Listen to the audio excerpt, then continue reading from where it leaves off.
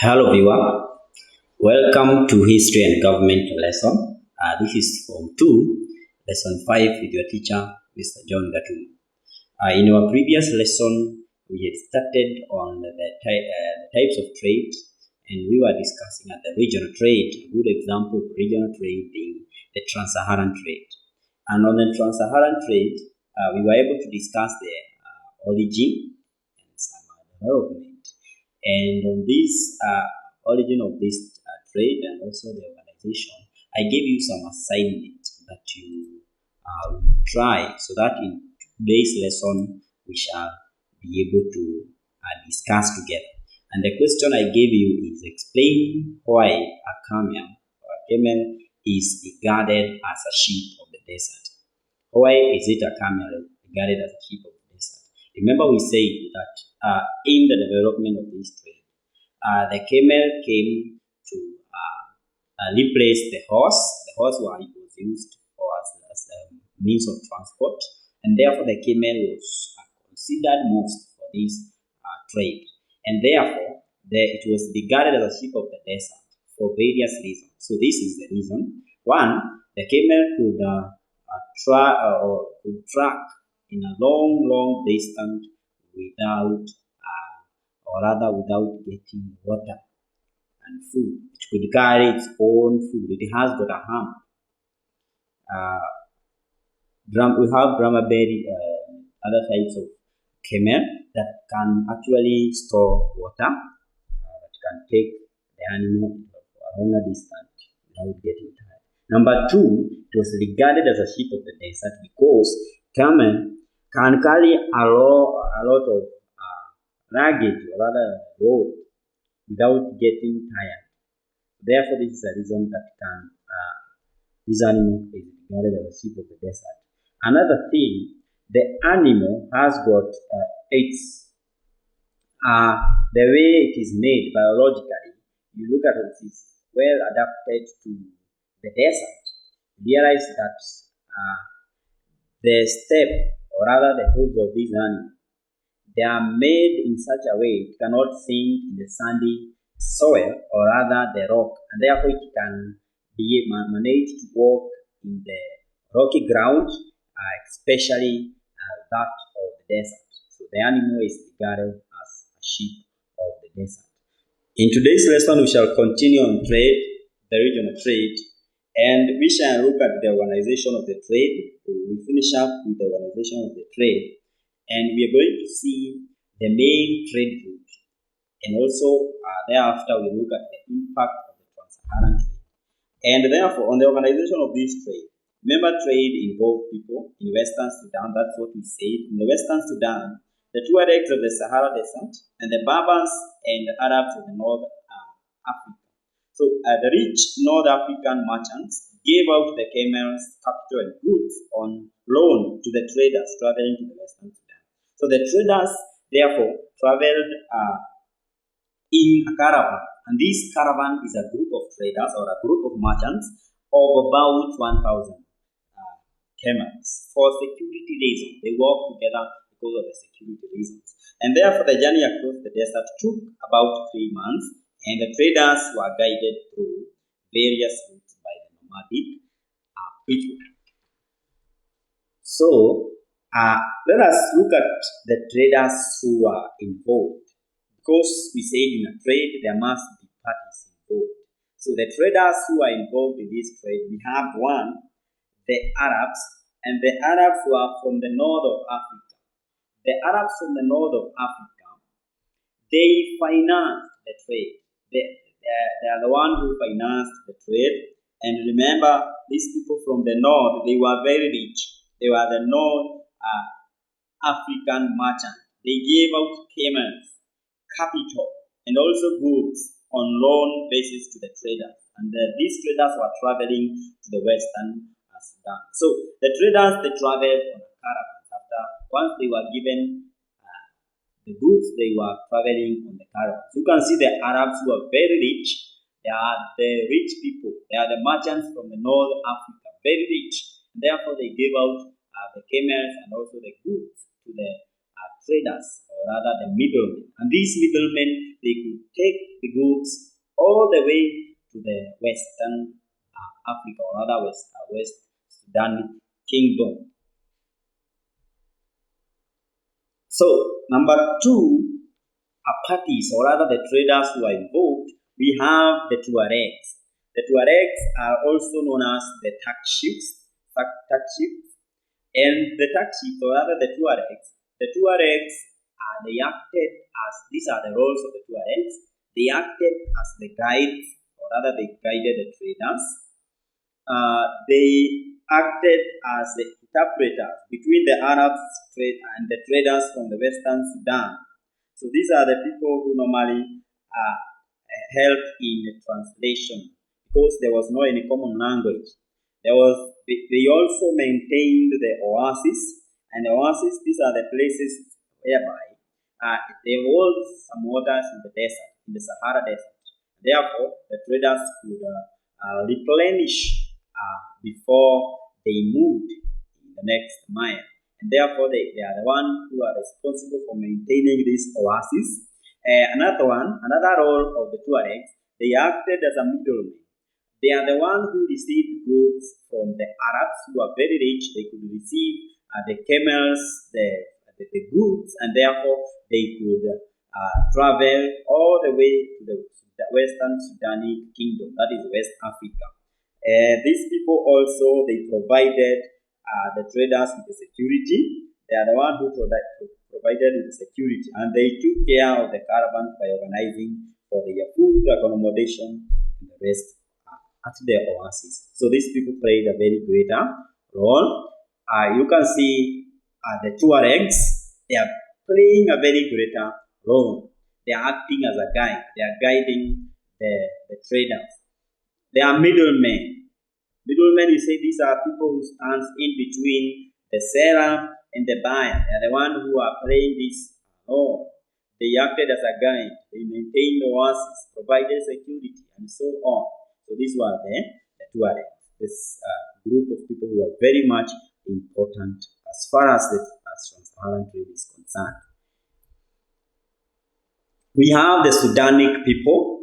The Sudanic people is another group of people. And of the Sudanic people, these are the communities in Western Sudan, and they acted as a middleman. These people acted as a middleman. You can see them in picture. They acted as a middleman. And the communities in Western Sudan, that is the Sudanic people, they also actually helped in provide provision of the security. Remember, we have those traders who are at the Diura, and Diura is the Mandinka. We have a good example of the Sudanic people. These are the Western Kingdom. We have the Soninke. We have the Mandinka, which are also known as the Diura. We have the Songhai. We have the Hausa. We have Mali, being the Songhai. So these one among many other communities in West Africa, they provided trade goods. So their main role was to provide the trade goods, and they are the one who actually received. They were the recipient of the goods from Maghreb, that is the north of Africa. We have another group of people that were very, very important as far as this trade was concerned, and this is the Berbers of the desert. The Berbers, they were the desert dwellers. They knew the direction of this region. They are the one who are responsible for provision of the direction. So this one, they played a greater role in this trade. They also acted as a middleman in the trade, so they played a very greater role. Others that we didn't mention, we have the Moors from the north. So these were among many other people, they played a very greater role. So these were the community that basically played a very greater role in this trade. So the next step that we are going to look at in this lesson, we are going to look at the main trade routes. The main trade route. Now that they were trekking in the largest desert in the world, the planet Earth, that is the Sahara Desert, in 3 months in a caravans of more than 1,000 camels. So they followed a certain direction. So this direction is the one we are calling the trade route. And they were 3 main trade routes. You get my word, they were 3 main trade routes. This is one. We have the western route. Number 2, we had the central route. And third, we had the eastern route. So this route, we are going to discuss them in this particular lesson. So looking at this map, this one shows the trade routes of Africa, the trade routes of the desert. You can see the desert is well captured. You can see the traders, or rather the merchants, in 1,000 of camels. That is known as the caravans. They are walking all the way in the desert, following a particular route.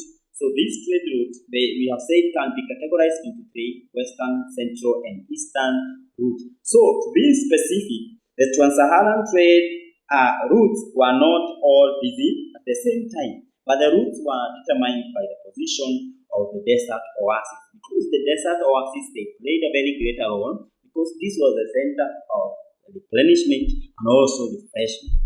It was a place where there was accommodation, and the toilets they played a very great role in maintaining these oases. And therefore, these trade routes, you can see them in red in your map that you can see on the screen. And by 1000 AD, the principal route, let us start from there.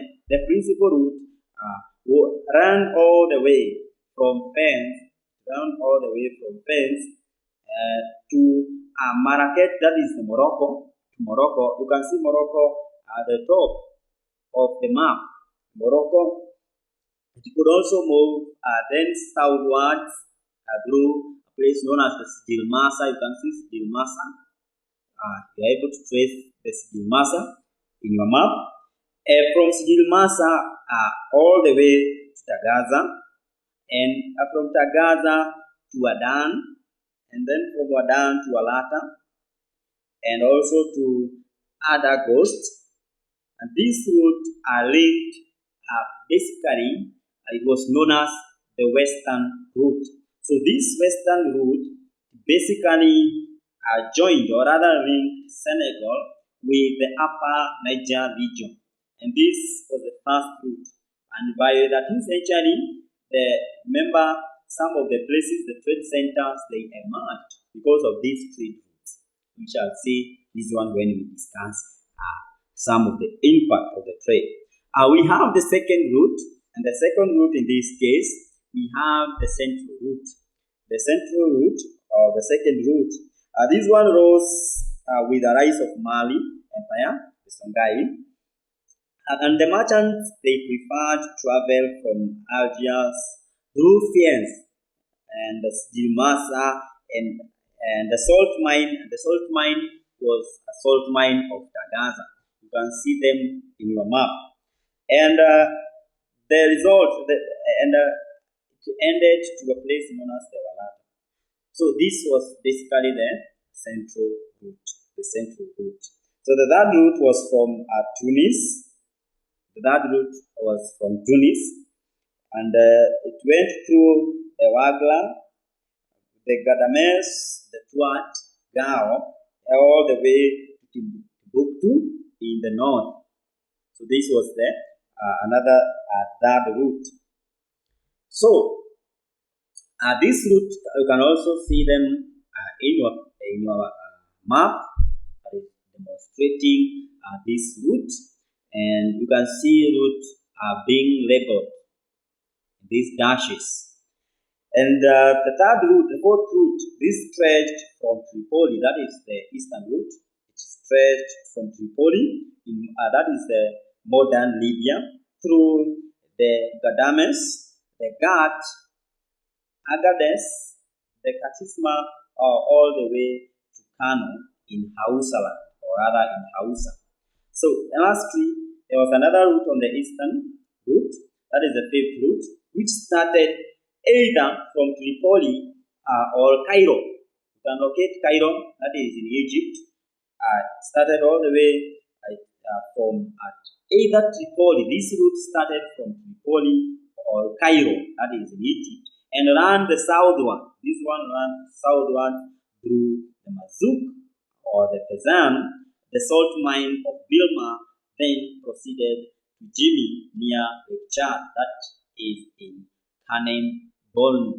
That is basically the stages, or rather the trade route.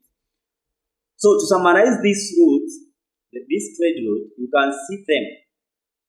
We have the first route, that is from Fez, Morocco, Stilmaza, Gaza, Wadan, Walata, and this was basically the main, or rather the principal route.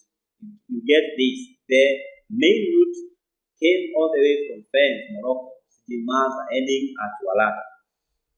We had the second route, and this started from Mali, Algeria. The traders prefer to start from Mali, Algeria, Fez, Stilmaza to Walata. Walata, you can see, it was actually the main trade center. The third route, the one that started from Tunis, Ouaggla to Gao, ending at Timbuktu. Fourth, we had the Tripoli, that is the one starting from Tripoli, or rather the Cairo, that is Tripoli is Libya, all the way to Gades, and then Kano. Lastly and fifth route, this started from Tripoli, Cairo, Mazouk, Bilma, Chad, ending at Kanem, Bornu. And as I've said, Kanem, Bornu, this is the Lake Chad, place that was known as or near Jimmy. So these were basically the trade. So as the traders were trekking, following or along all these routes, many were the challenges that they faced, many were the problems that they faced, and therefore let us look at the problem faced by the traders. What were the problems faced by the traders? One, it was a tiresome journey. The journey was so tiresome because it involved, or rather, 2-3 months to cross the desert. Two, there was a problem of food and water. The problem of food and water was also tiresome to get them. It was very scarce. It was very, very scarce. We had another problem, that is uncomfortable weather. And when we talk of the comfortable weather, this is an extreme weather or climatic condition. And when we say an extreme or uncomfortable, it is whereby it is very, very hot during the day and very, very cold during the night. So this was a challenge because there was uncomfortable weather or climatic condition. There was a problem of harsh conditions of the deserts, which led to the loss of life. There was a harsh conditions. This one caused casualties and also the death. Another challenge, we have the sandstorm on the way. There were sandstorm on the way, and the journey from the North Africa to West Africa was very long, and it took 3 months, as we have said.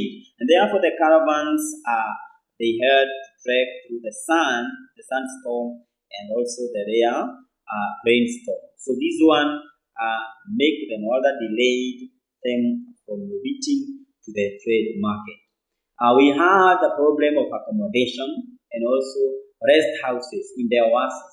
They were very suitable they were not suitable for the traders because they were so much overcrowded. As these traders, they could meet in this region. There was also a problem of communication. There was no any common language that we say, and therefore the trade had to take either the silent trade, or rather the Tuaregs, they had to engage the Tuaregs who acted as the interpreters. So these trade faced these challenges. So looking at the impact, we finish with the impact of the Trans-Saharan trade. What are the impact of the Trans-Saharan trade? So the impact of the Trans-Saharan trade led to urbanization. So the trade routes that were there, it grew into big towns. What were the result of this trade? It led to urbanization, growing of towns. And the trade routes which were there that we have discussed, the three trade routes, that is the western, central, and the eastern route, most of them grew to a bigger trade route and a bigger town. A good example of these towns that grew from trade routes, they are such as Gao town, we have Sijimasa town, we have Jen town, and finally we have Timbuktu, among many others, mentioning but a few. So this was a result of this trade. A good example of the urban centers, you can see them in the pictures. Urban centers grew because of this trade. Urban centers, the trade routes grew or emerged as a big trade or other urban centers. Number two, impact, it led to the spread of Islam, and because of the spread of Islam, the Islamic law and administration was introduced based on the Quran. There was an establishment of the mosque. The Islamic culture grew in this region because the Arabs all the way from Maghreb, that is the north, they brought their own culture in the Western Sudan kingdom. That impact, the Trans-Saharan trade led to the introduction of new trade items, and these new trade items, these are such as the daggers, the horse salt, beads, you can see beads. Another one is the salt. Salt was another trade product, and the salt was mined in mining place, that is Itagaza. We have the cowrie shells. A good example, you can see them in the picture. The cowrie shells, they acted as the currency for some time. So the cowrie shells, they were introduced in this trade. This is a trading item.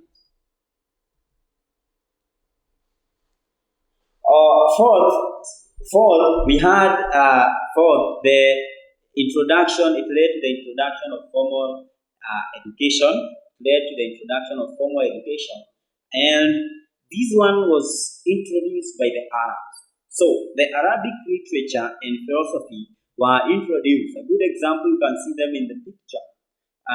This is the Arabic literature, writing and reading Arabic. So this one was introduced. It was a formal education that was introduced by the merchants, that is the Arabic merchants. Fifth, led to the over-exploitation of resources. And exploitation of resources, this came when the Africans, or rather the merchants, were looking for the trade goods.